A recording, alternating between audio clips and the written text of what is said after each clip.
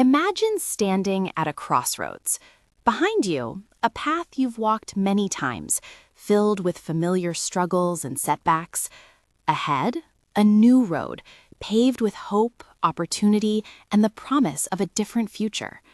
The desire to choose that new path is strong, but the pull of the old one, with its ingrained habits and past associations, can be incredibly powerful. This metaphor beautifully captures the journey many individuals face when transitioning from incarceration or overcoming periods of problematic behavior. It's a journey not just of physical freedom, but of profound psychological and behavioral transformation. And at the heart of successfully navigating this journey lies a crucial, often misunderstood concept: relapse prevention. Welcome to Corrections 101, where today we're unpacking relapse prevention. This isn't just about avoiding a return to substance use.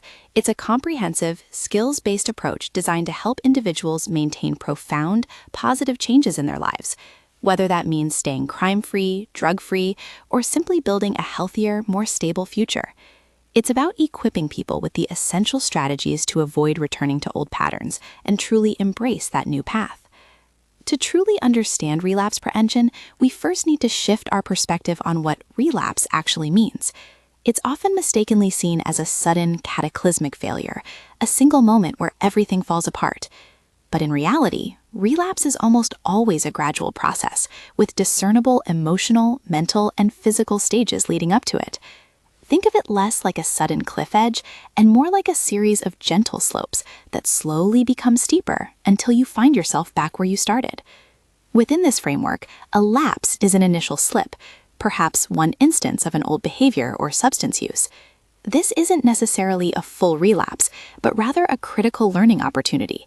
It's like stumbling on that new path. You can either pick yourself up and keep going, or let the stumble lead you all the way back to the old road. The core of relapse prevention is understanding how to respond to that stumble. So how do we equip someone to stay on that new path? It begins with identifying triggers. Triggers are the internal or external cues that can prompt a return to problematic behavior. Internally, these might be emotions like anxiety, anger, or stress, or even deeply ingrained negative thought patterns. Externally, they could be specific people, places, or objects, anything associated with past behaviors. For someone working to stay sober, it might be the sight of an old bar or a particular friend. For someone trying to avoid criminal activity, it could be a certain neighborhood or a feeling of boredom coupled with easy access to old associates. Imagine triggers as landmines on your new path. You can't avoid all of them, but you can learn to spot them and develop strategies to safely navigate around them. This is where coping skills come in. They are your specialized detection and diffusal tools. What are some of these crucial coping skills? First, there's self-care.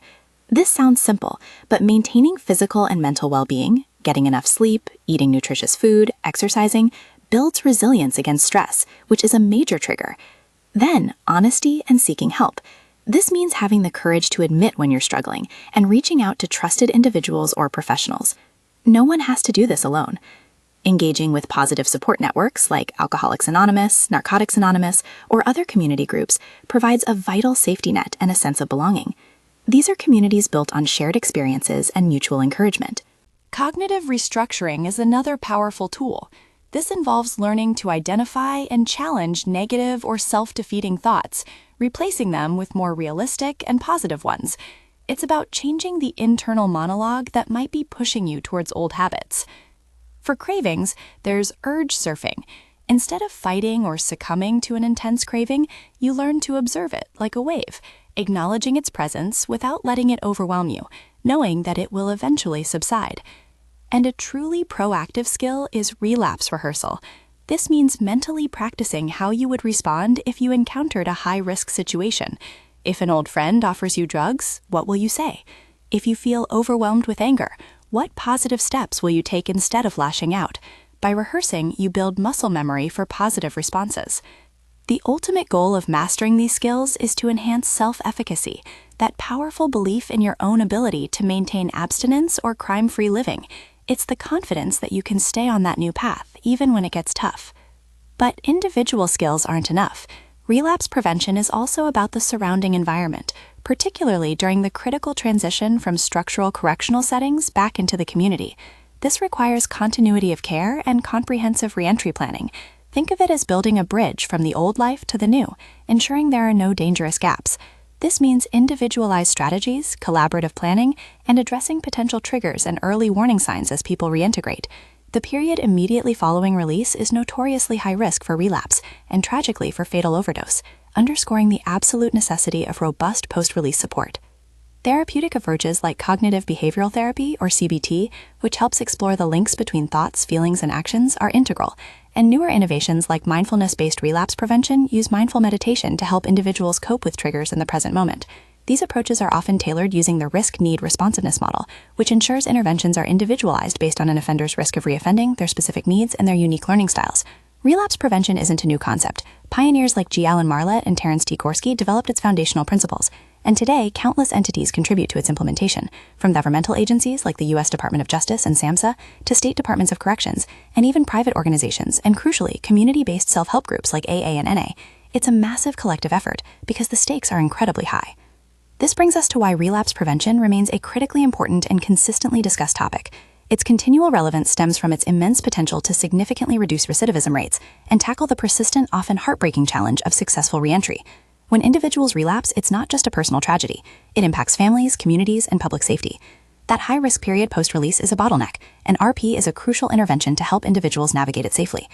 Governments, private sector, and nonprofits are continually investing in refining these programs because they are a cornerstone of rehabilitation, aiming to foster safer communities and more successful lives.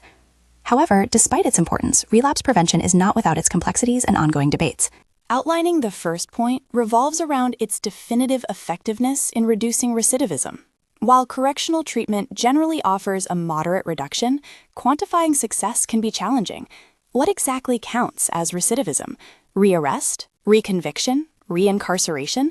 These definitions can vary, making comparisons difficult and leading to ongoing questions about how robustly effective these programs are across all diverse offender populations, including those with unique needs like sexual offenders. Then there are the profound challenges of reentry and continuity of care. Imagine spending years in a highly structured prison environment. That structure can sometimes create a false sense of being, where the absence of everyday triggers might mask underlying issues. Suddenly, you're back in the community, facing unemployment, family dysfunction, skill deficits, and those old triggers, all at once. The system struggles to provide seamless, consistent support from inside prison to outside walls, and these gaps can be incredibly dangerous. Another point of discussion is the tension between individualization versus standardization. While we know that each person has unique triggers and needs, creating a universally standardized program that can be tailored for everyone is a significant challenge. How do you ensure fidelity to an evidence-based model while also making it deeply personal? Expanding on scope, traditionally, RP has focused heavily on substance abuse and sex offending, but there's an ongoing conversation about expanding its scope to address general criminal conduct. Can the principles of identifying triggers and developing coping skills be applied to other forms of criminal behavior? And should these models be integrated more broadly into the entire criminal justice process, from sentencing to supervision? Addressing societal views, perhaps one of the most visible debates centers on public perception and the tough-on-crime versus rehabilitation philosophies. If a program is perceived to fail, it can face public criticism, especially when balanced against calls for harsh punishments. Research often suggests that very long sentences may not deter crime and can even make individuals more likely to reoffend. Yet the philosophical debates about justice and punishment continue to shape policy and funding, often creating friction and sometimes resistance to rehabilitation efforts. Highlighting equity issues, finally and critically, preliminary research indicates potential disparities in outcomes, with certain ethno-racial minority groups sometimes benefiting less from standard RP programs. This highlights a critical need for culturally competent and adapted interventions, ensuring that these vital programs work equitably for everyone. Looking ahead with optimism, so what does the future hold for relapse prevention? It will undoubtedly focus on addressing these very challenges. We'll see a continued emphasis on developing and implementing truly evidence-based practices that demonstrate effectiveness across all diverse populations. There will be greater attention to strengthening that crucial continuity of care and reentry planning, building stronger bridges for seamless transitions and robust community support. efforts will concentrate on resolving the tension between individualization and standardization, perhaps through flexible yet evidence-informed frameworks that can be truly tailored while maintaining program integrity. Expanding the scope of RP to cover general criminal conduct and integrating it more deeply into the broader criminal justice system, from adjudication to post-release supervision, is a likely trajectory. And most importantly, a critical area of development will be to address those outcome disparities by incorporating cultural competency and adapting interventions to better serve all groups, ensuring equitable access to effective rehabilitation. The ongoing public discourse around tough on crime versus rehabilitation will continue to shape policy and funding, but the core truth remains. Investing in effective relapse prevention is an investment in second chances, in safer communities, and in the profound human capacity for change. It's about not just showing individuals a new path, but empowering them with the tools and support to walk it every step of the way.